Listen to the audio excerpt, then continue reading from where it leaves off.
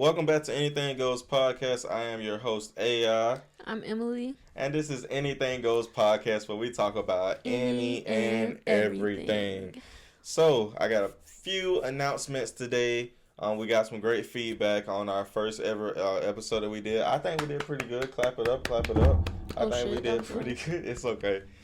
So we did get a lot of good feedback on our last episode, and it went pretty well. I would say a little shaky, but definitely went pretty well. Please make sure to still comment your comments down below. Please make sure to still comment your comments. Subscribe to the channel, like the videos, and please share it with your friends. Please share it with your friends, and make sure your friends share it with your friends. On today's episode, obviously it is Tuesday, so we got a little bit of a deep dive episode today, a little more in-depth episode, and then my lovely co-host, she will let us know kind of what we are talking about. So let's get right into it, baby. Okay. Well, first, join us on Tuesdays for our deep dive episodes. For sure. And if you're not into that, join us on Thursdays for more lighthearted, trendy, I guess, topics like especially if you want to see me get hype on this mug. Like gaming, sports, shows, whatever. I'm gonna give it to you. And then check back in with us on Saturday for any guests we might have, or stay tuned. Saturdays is mainly his days, so stay tuned. You might not see me here. So, anyways, she'll be somewhere. Stay tuned. So, jumping in, let me pull up our notes. We're gonna be talking about some toxic relationships and how is power in being wrong and when to admit that we are wrong.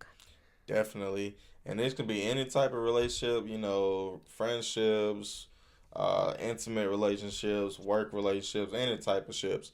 It can be ships, it can be dips, you can eat with chips. Lakers in 5. Okay. Lakers in 5, baby. Lakers in 5. All right, baby. So, I guess we can start by saying, why do we think it's hard to admit when we're wrong? As people and even in relationships. So, personally, me, right, I think a lot of people, let me just say, I can only go based off of own personal experience, right? Yeah. So, I think for me, especially in our relationship, it was hard admitting I was wrong. First of all, this might sound kind of not normal, is... It's okay, we're used to that for me. I love you. I love you too. But for me, it was hard to admit I was wrong certain times, especially early on in our relationship. Honestly, because I was scared. Yeah. Right? I love you a lot, honestly, with my whole heart. So, like, if I was wrong about something, or if I unintentionally, I guess, lied about something, or I guess just didn't tell the whole truth, I was kind of scared for your response, because in my mind, it was like, oh, damn, and y'all can troll me in the comments all you want. I do not care. Yeah. I love this woman. I was going to say, do you think it's different? The fear is different of being wrong is different from a man and a woman?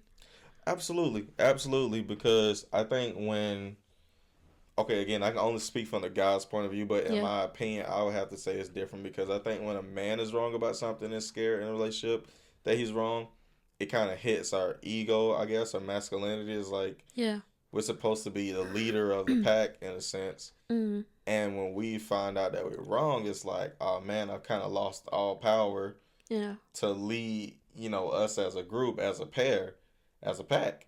And I think, if that makes sense, guys, if you know, you know.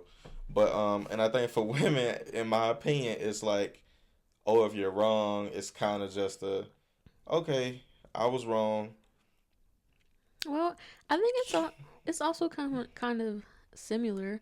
I mean, obviously for men, you guys probably feel sometimes maybe less of a man, or feel like you should know these things. Definitely. As a woman, it is still hard to admit you're wrong. And, it affects our egos too, especially, again, well, speaking for me personally, at the end of the day, no one wants to be the one that's wrong, kind of. Like, you might feel like embarrassed, or I don't know. I think that's what I was trying to say earlier.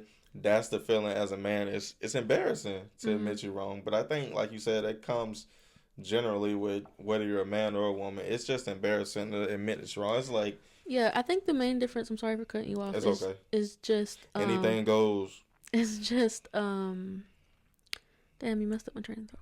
I'm sorry. Oh, it's just that men don't want to feel less of a man because they either don't know something, because they're wrong, because they, don't know how to do certain things, or because I know in the beginning of our relationship, is it okay if I share this? Perfectly fine. There were certain things that you didn't know how to do, or also certain things, I guess, that I just automatically expected of you. And it never was a thought to me that, oh, he might not know how to do this. Yeah, like, I've never been taught this before. Yeah. And also you were, I guess, afraid to admit that you didn't know how to do certain things and you did tell me you didn't want to voice it because it would have made you feel less of a man.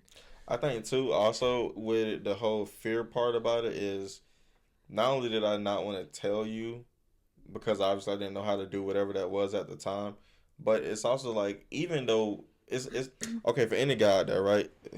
Check in with me real quick. Like when you trying to get with the girl and you trying to impress them in a way, and it's like, okay, cool, I got through that first part, I impressed them, they with me now, but now to me it feel like I gotta keep finding ways to impress you, even if it's like subtle or I guess like more mature things. Yeah. And for me it was like, oh, I know for a fact I don't know how to do this.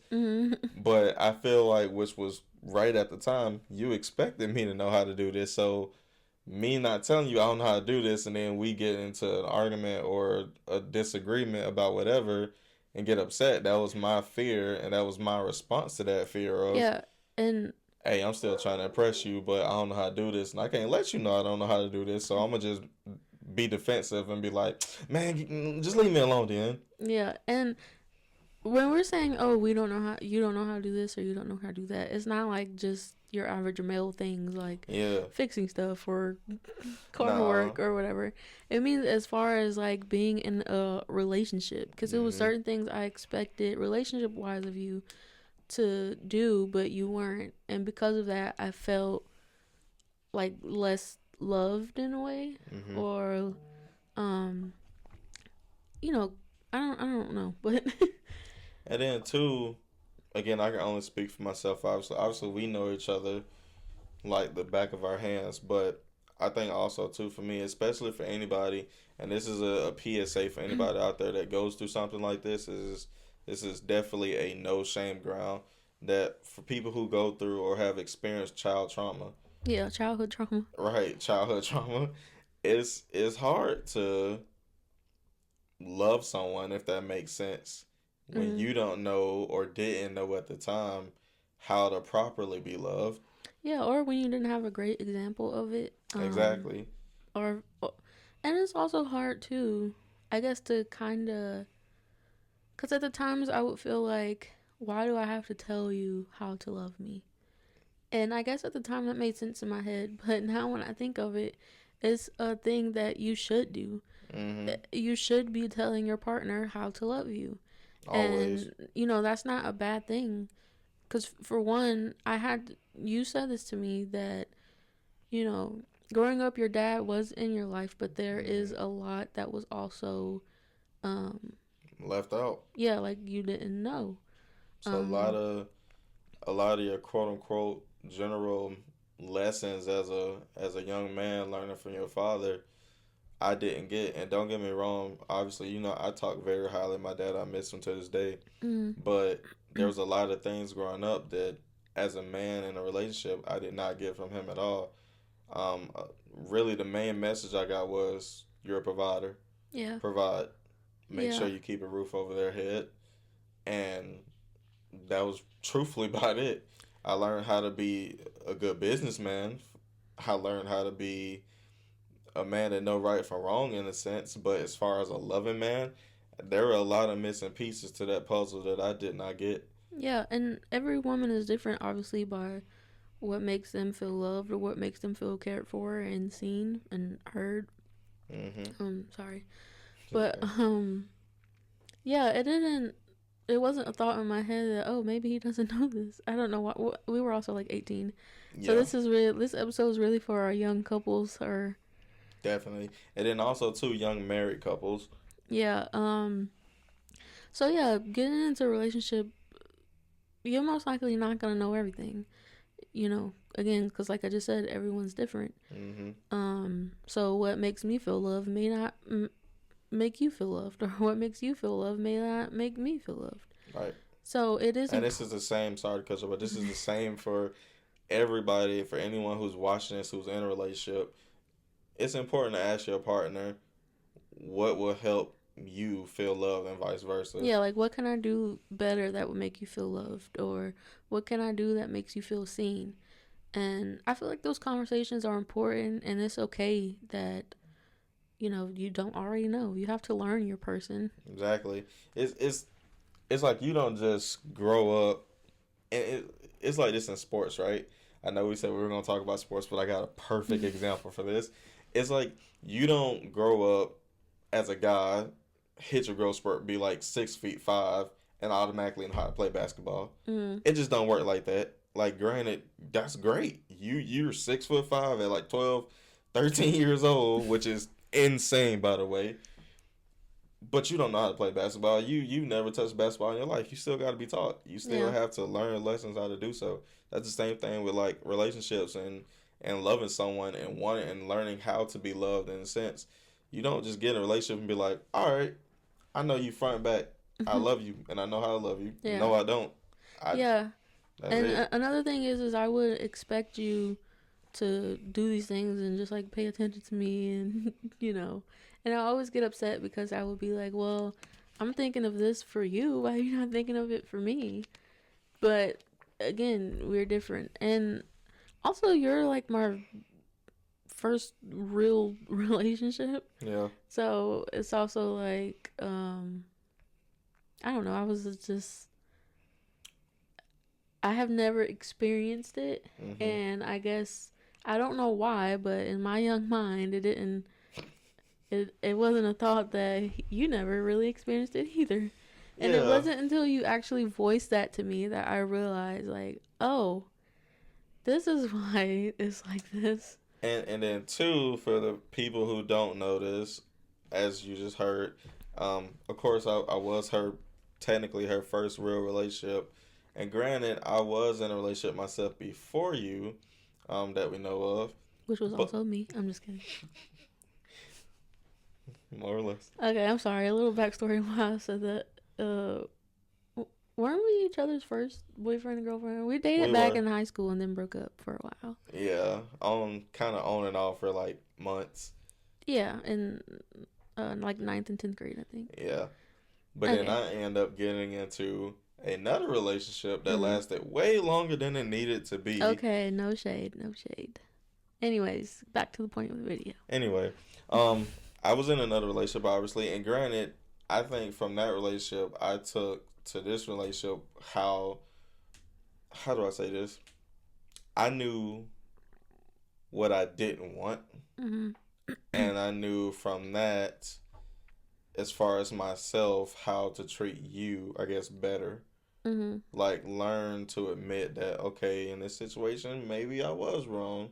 Or in this situation, no, you don't have to talk to me like that.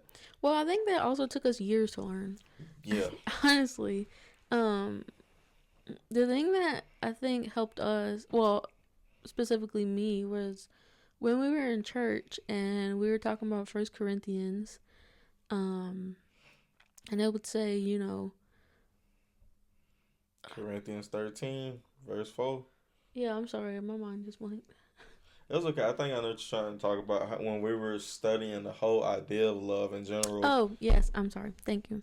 When we were studying... I got you, baby. I got you. When we were studying what love is, or really supposed to be like, and it's like, okay, if you love this person, you don't get angry at them like this. You don't yell at them like this. Obviously, it says love is not boastful, love is not proud, and, you know, so on and so forth. Yep. But, you know... So, anyways, I took that a lot of that into consideration, and every time I would feel myself get angry with you after, I always recognize the way that I would talk to you, and I would be like, I would stop it immediately if it was like negative, because I'm like, okay, I love him. Why am I talking to him this way? And that's kind of, I feel like when we both began to learn, hey, we don't have to do all that to get our point across. This is how I feel. This is how you feel. Let's come together and figure out what we're going to do about it. Definitely. I think you know what? God has a funny way of working, and I think in that time frame it was meant for us to learn that lesson in church about God, about Corinthians 13 verses 4 through 20. Read it. But it was meant for us to learn that lesson because it helped us a lot in our relationship, like you said, with certain conversations that were harder to kind of get through. And then overall, just again, like you said, learning better how to love each other and more maturely, for that matter as well. What? Did I say something wrong? No, but I do think that began to be like the core of our relationship in that moment. So that was like a pivotal moment for me and for us, because I kind of took that along with our relationship, but also, well, I guess kind of with other people, but because sometimes when I get angry, certain people, they just get me there. But yeah, no, like I said, again, just like what we said in the beginning, I know we're talking more so specifically about intimate relationships, but again, this can be about any type of relationship. It can be a friendship, it can be with family. Oh yeah, I'm sorry, I got so off my own topic. Oh no, it's cool. I mean, granted, it's still on topic, but it could be about any type of relationship: friends, family, co-workers. Again, you can have a ship, you can eat chip, you can put it in dip. Lakers in 5. Lord have mercy. Lakers in 5. Okay, so okay, R.I.P. headphone users. Sorry about that. But you know what? I want to jump back a little bit too. By the way, I'm looking at my phone because we wrote down our points of conversation. Well, I want to jump back a little bit too. Again, this is a floor for any and everybody, but particularly if you are in intimate relationships, if you're listening for that purpose and watching for that purpose, please incorporate God into your relationship. I know a lot of people don't. It's okay. A lot of people don't necessarily talk about it as much. A lot of people in our today and age generation and community, honestly, it feels like we're straying away from God. And I know we mentioned it a little bit towards the end of our last video, but please incorporate God into your video. Not into your video. Please incorporate God into your life and into your relationships. I'm sorry. Yeah, I have. I'm a little ADHD brain. No, we both are. That's another video. Okay, yeah. This video is beginning to get all over the place. It's okay. That's another video. But please incorporate God into your relationships because it helps more than you honestly realize. Like I mentioned from the previous video about my accident, is that afterwards it kind of just opened my life up to a whole another world. And granted, we have God in our life and had it before the accident, but it just made it so much more prominent in my life personally, and in my internal relationship with myself, and in my external relationship, obviously, with my wife, and just everyone else around me. And it may look weird to some people in the beginning, but trust me, it's a great feeling for you personally. And talking about that with your partner, with your friends, with your family, they may not understand it at first, but the more and more and more you talk about it, I feel like the more people you will attract. Yeah, and I feel like it's important to ask questions that I feel like it's no dumb questions. Definitely not Especially when it comes to God. Especially when you're trying to learn something. Not even just I guess about God, but it even fits into what we're talking about today with just asking questions. I know we were specifically talking about, our partners or whatever, but I think it should be important to kind of surround yourself with people that allow it to be okay to ask questions, that it's okay for you not to know things and have it all, figured out, that will teach you without degrading you or belittling you. So, I want to get into another segment part of this video. I'm going to ask you 5 toxic traits that you believe. Oh gosh. Either I have personally, or that you have seen amongst other relationships, whether they're friendships, again, family, intimate relationships, whatever. Name your top 5 toxic traits that you have seen. That we go through, or just that I've seen? That we've seen or gone through. It could be either or. And then, kind of we'll just talk about how to fix those. I'm ready. I'm ready. All right, go ahead. Okay, lying. Oh. I can't stand when people lie. Not even just in relationships, but in general. That is a huge, I guess you can say, pet peeve of mine. Mm-hmm. I cannot stand when someone lies to me, because I feel like I'm one of the most understanding people when it comes to anything. And so I was just like, you didn't have to lie to me. And so I know that's number 1. Yes. And number 2, I guess like arguing, like actual shouting and cussing at each other. Because we normally say we never argue. Obviously, we do disagree and we do get upset with each other, but it doesn't. Sure. We have never cussed each other out or, came at each other like aggressively, like in that way, ever. Even early in our relationship when we're like 18, 19, whatever.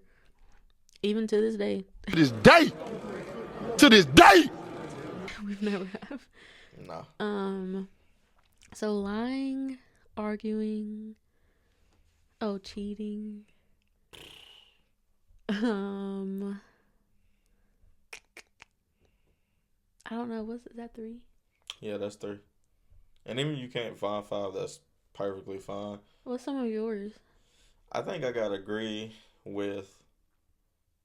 And what's some of y'all's in the comments? Put them down in that comment section below. I would love to know some toxic traits that you may have experienced, or that you may have witnessed the people around you experience. Or some toxic traits that aren't talked about enough. Like because you know how some people consider some things cheating and some things not. What do you consider toxic and what's not toxic? You know what? That's a hot topic, as a matter of fact. First, I'm going to go ahead and list off, even if I can't do 5, I'm going to list off my toxic traits that I've seen or rather have experienced. Oh, what about being really controlling? Yeah. I'm sorry. Sorry.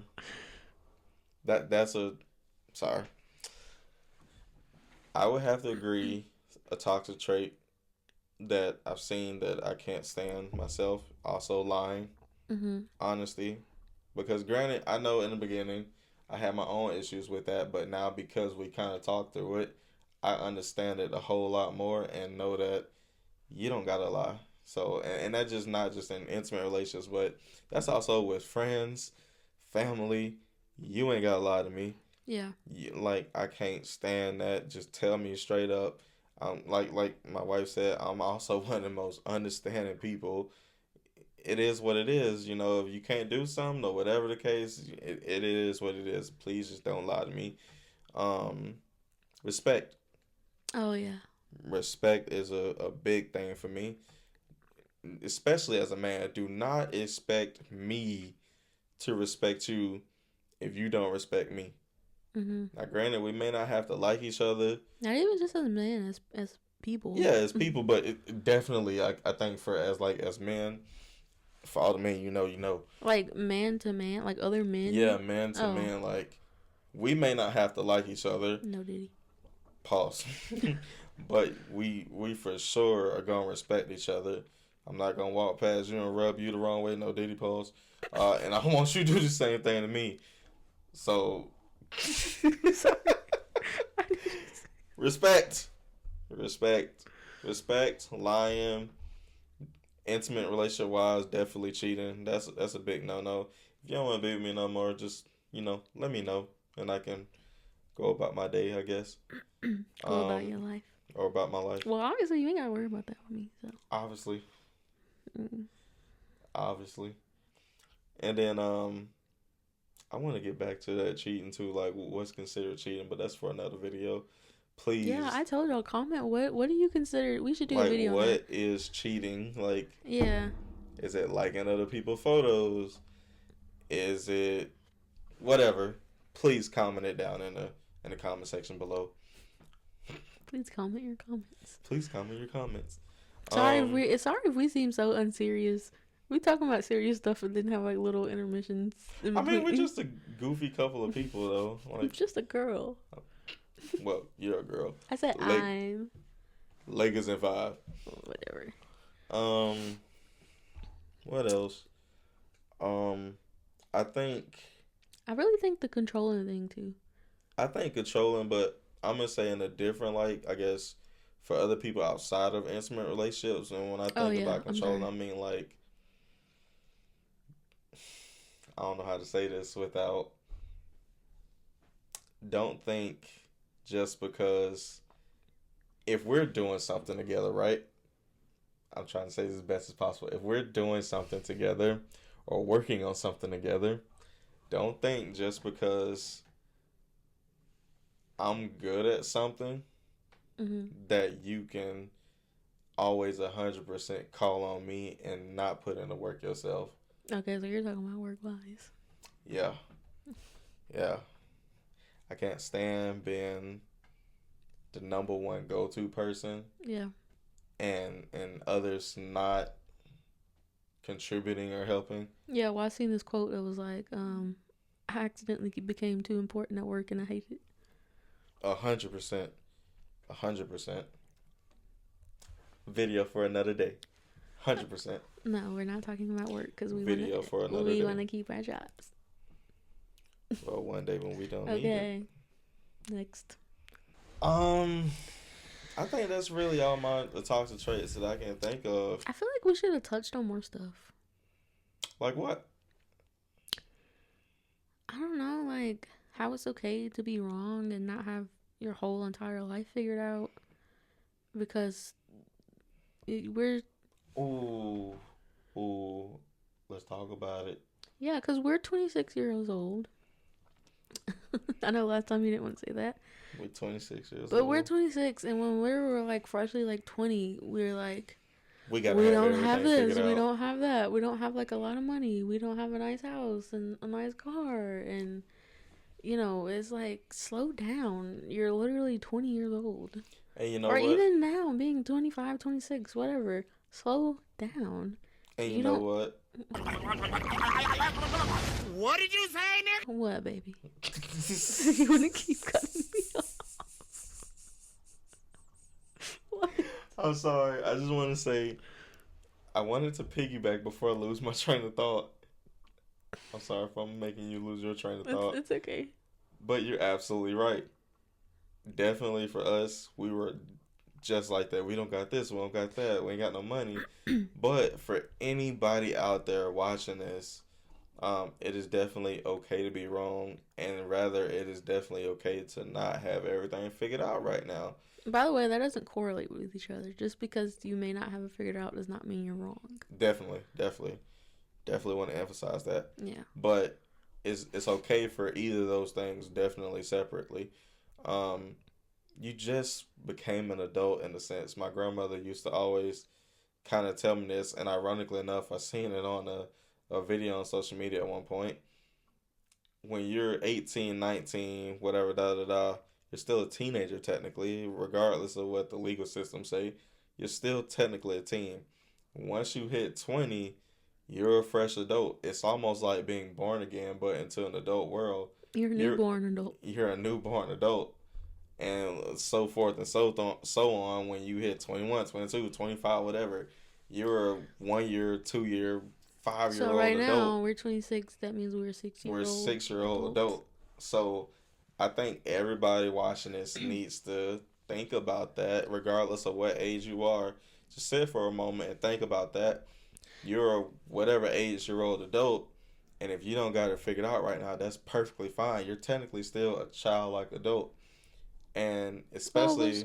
we're still growing. Yeah, and that too, we're still growing, learning. And learning. So, like, for anybody, especially in their 20s and even in your 30s, if you don't got it all figured out, if you don't have the best car that you want, or if you're not in the house that you want right now, that's perfectly fine. I feel like a lot of people, they kind of plan their lives out. And, like, by, at 25, I want to buy a house, or I want to be married, or I want to have kids. At 30, I want to have, like, my own business, or, whatever.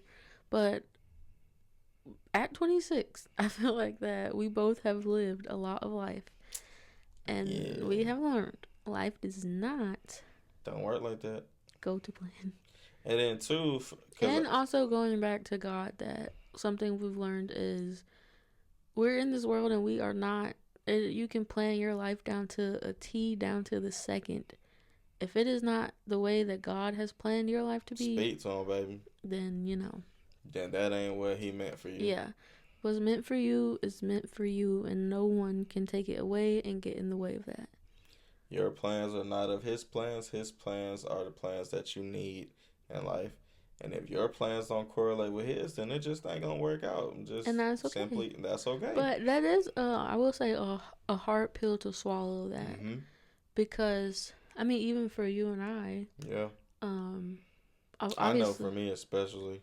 Yeah, obviously there's things that we love and things that we like, and we're just like, Lord, why can't we have this, or why can't we do that? But it's hard to come to understanding that this isn't meant for me, and to kind of let it go.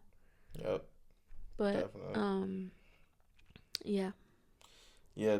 I definitely want to say, because I know some people. I'm not gonna out them or name them, but I know some people personally that have, in regards to having your life, I guess, planned out. I know people that have had things that they wanted, and then it's been taken away from them like that. Yeah.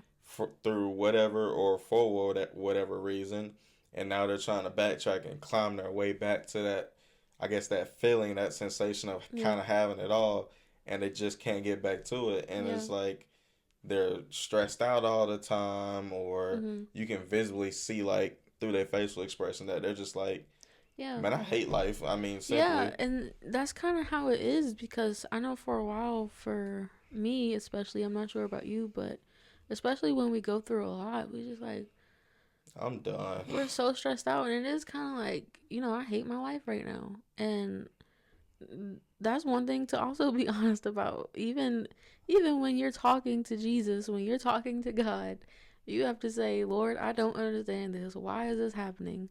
Why am I hating my life right now? But the number one thing it says is we are not supposed to worry. Matthew 24, verse 6. I might be wrong. I was about to say, I hope you're right, because people will sure come for you in the comments. Please. They will correct you. Please let me know, too, if I am wrong, because I have never been that person that say that I'm 100% right, 100% know the Bible. Truthfully, I don't. Granted, Lord, you know my intentions, you know my heart when I'm saying this. But it's not that I don't necessarily care to know the Bible word for word. That's not why I want to know the Bible. That's not why I want to know or have a relationship with God. It's not to, on a given moment, quote. Well, yeah, it's not all about knowledge. Yeah, it's not about the knowledge, but... relationship. Exactly, and that's what I'm trying to get at, is that it does not... I don't care to know, quote-unquote, that knowledge, but I do know the knowledge in a sense of regarding to have a relationship with him. Yeah, well, both are important, to know the word and also... I know a lot of stuff about the Bible now, but, again, if it's 100% accurate, maybe not. Okay, but we're getting off topic. Sorry. Anything goes. But yeah, anyways, it's okay not to have it all figured out. It's just important to be honest with yourself and kind of take a step back and look, and because of stressing over this stuff, worrying over I don't have this and I don't have that, it literally will make you hate your life. And it's also important to remember too that life is not a straight and narrow path. There are some twists and turns and even some road blockages in the way while you're going through it. Sometimes your car may break down and you might have to stay in that spot for a moment, but either way, if you keep God in your life, you keep Jesus with you as a passenger, you're always going to get to where you need to get to. It just may take you longer to do so. Yeah. Oh God. You okay? Yeah. What was I about to say? I got so lost in my own thought when you were just talking. Sorry. I think Okay. in a nutshell, kind of to, I guess, wrap up this episode. Wait, another thing that will, I guess, kind of kill your confidence or slow your momentum that you have in life is comparing yourself to other people. Like, if I'm 25 and they're 25 and they have all of this, but I feel like I don't have anything. Oh my God. Yeah. And it's hard to accept that too, because I was one of those people that constantly, even sometimes now, I catch myself still doing that. You. And we have to realize life is not a race, that everyone is on their own individual journey. What they have now is, might be meant for them now. It might not be your time yet. And again, it's hard to accept that, and it's hard to be patient, and it's hard to wait. Lord knows I have a huge problem with doing that. I talk to you about it all the time, especially, I guess, when we think about the celebrities, when we think about the athletes. Oh, yeah. Like I mentioned in the last video about sports and football, I can't stand DK Metcalf. But the thought, I really can't. I'm sorry. Because he's rich? No, because he was a Seahawk. Tune in for Thursday. But I can't stand him for what we talked about him football wise. Because how aggressive he is on the field. Yes, but aside from that, going back to the topic, think about it. We're 26 years old. He's also 26 years old. Never mind. Sorry. Now, granted, I have my reasons for not liking him, as mentioned previously, but we talk a lot about how, I tell you a lot about how it's insane to think that you got someone like him who's the same age as us, and he's a multi-millionaire playing a sport. Also, we don't know him personally. He can have the purest heart ever. We only see what we see. That's what I'm saying. So, like, it's wrong of me to do that anyway, but... Well, I will say I dislike him as a football player. Yeah, definitely. I definitely as far as like him as a person, we don't know him. Yeah, that's what I'm saying. So like, right, you're right. It is hard to kind of separate those things, though. It is, but from what I can see, granted I know it's wrong. Yeah. But we talk about it all the time. Not even just DK, but just anybody, like normal people our age who are multimillionaires. Yeah, and that's crazy to me. Not even that, but even like friendships and stuff. I don't know. You might feel like envious of them. Like you wish you had had their life, obviously, but had the things rather. Yeah, even like have like simple things like. It's like, man, it's crazy how they can, or rather, you know what? Not necessarily envious or jealous, but like, oh man, that's crazy. Such and such can just go out on a whim and buy this more expensive thing and not even have a thought about it. Yeah, I feel like it's also really will ruin a relationship. Not just, again, romantically, but like, I'm sorry, but friendships especially, because sometimes you find it hard to kind of even be happy for someone because you wish you could do those things or have those things. So it is, a tough pill to swallow. And then it creates tension between y'all because now you're so stuck on what they got and what they can do instead of just remembering why you were friends with the person in the first place. And that's never a good feeling. Yeah, and I feel like you and I have experienced that. And, it's just, again, growing up with some childhood trauma and growing up kind of, I guess, rough, it's hard to get out of like that victim mindset and kind of realize, okay, I don't have to be that person anymore. Right. Or okay, I can do something about it now. Yeah. And even if you can't afford whatever your friends can afford, that doesn't make you any less of a person. Not at all. You need to do the things that you can do and the things that are making you happy. Yep. Because ultimately, I know a lot of people say they struggle like with their purpose and kind of ask like, why are we here and stuff like that. But if there's one thing that God wants for us, is for us to be happy. So I feel like we need to, kind of lead our lives with that. Yeah. And actually do things that we find fulfilling, even if it isn't. Obviously, I mean good things, not bad things. But you know what I mean. Don't be out here doing drugs, please. Yeah. But I agree with you because Sorry. I agree with you because I think I was one of those people for a long time. What, doing drugs? I'm sorry. I'm sorry. Okay. It is also like, it's only like 10 o'clock at night. Well, I was going to say I was also one of those people that was out here kind of like not doing drugs, but kind of feeling stuck. Like, what's my purpose in life? Just feeling sorry for yourself. Yeah, because like. And that's not, I guess it's not necessarily bad either, but that's not a place you want to be. Definitely not. Like, it really isn't. That is literally what ruins your life. Yeah, because like, I don't know about you, but I remember once reading the Bible and kind of hearing some people's teaching, I guess, online.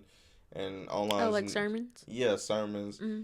And like, I remember hearing one time that someone who was teaching it was like, God gave every person a unique gift on this planet. Mm-hmm. We have to be the ones to find out what that gift is and use it for the purpose we need to use it for. And I know for me, for a long time, even now sometimes, but definitely in the past for a long time, I was like, well, what is my gift? What's my purpose? What I'm good at? Mm-hmm. And I started, I guess, thinking more about practical, like, I don't know, I guess human-like things and worldly-like things. And I'm like, well, I'm not talented at this, but I am good at that, but I'm not good enough to do that. But but you're a good person. You have a good heart. Thank you, baby. You're welcome. And I feel like personally for me, that I feel like my gift is, in a sense, talking. I was thinking that too. I'm not gonna lie. No, like seriously, I say this because like in the past, right? Like I've told you previously at my job, or rather anywhere I've been, where I'm able to kind of, don't laugh right now. This is serious. I know. I'm only laughing because in my head is replaying. I feel like mine's just talking.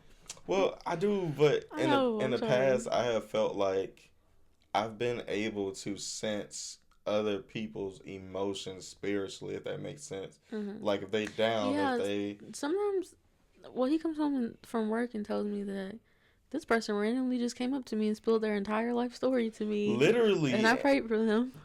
Literally, and it's crazy, and it's like especially it happens so like much. randomly. It happens a lot, especially at work. Mm-hmm. And like I remember, like I could be talking about the most normal thing that has nothing to do with God, but I guess because the way I talk to that person, the next day they'll tell me, like, man, I really needed that, what you said to me. I went home last night and I prayed and I read the Bible, or, hey man, I could tell you were having a tough time and I went home and I prayed for you, and I could just tell, you're a good person. And it's like, it's crazy because I'll be wondering, like, I'm just a normal person. Why do people be doing that with me? Yeah.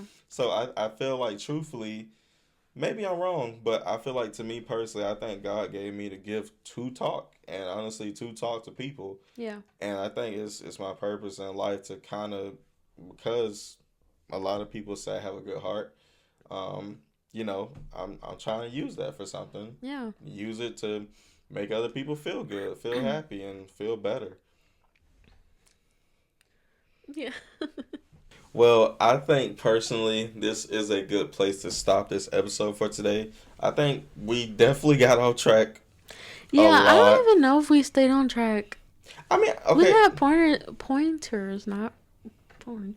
We had pointers in our phone, in my phone, to stay on topic that we completely just kind of ignored. So I'm sorry. Well, I think too that sometimes these really do turn into like random yap sessions. Anything goes. We have like, okay, we're gonna talk about this, and we end up talking about like 50 other things. I think for the most, we should have called this ADHD brain or something. That's why I like anything goes, because we can literally go into any and everything. It might go off track, it might be on track, it might have a side track, but Lakers in 5. Lakers in 5. Were you trying to set that up? No. Lakers in 5. Headphone users. Sorry. But yeah, I think. Damn. Okay, so we're sorry that we get off topic a lot. But that's literally how we are. This is. Yeah, okay, this is a very, very sidebar. This has nothing to do with the video. But sometimes before we go to sleep, we talk. Just start talking like about our day or just random stuff. Mm-hmm. And we'll say like, okay, you gotta go to sleep now, like 10 times, and we just keep talking and talking and talking. And I'm having 2-hour long, 3-hour long conversations about everything. Yeah, which is why this podcast exists. Yeah, so sorry for our randomness and our spur of the moment stuffness, whatever.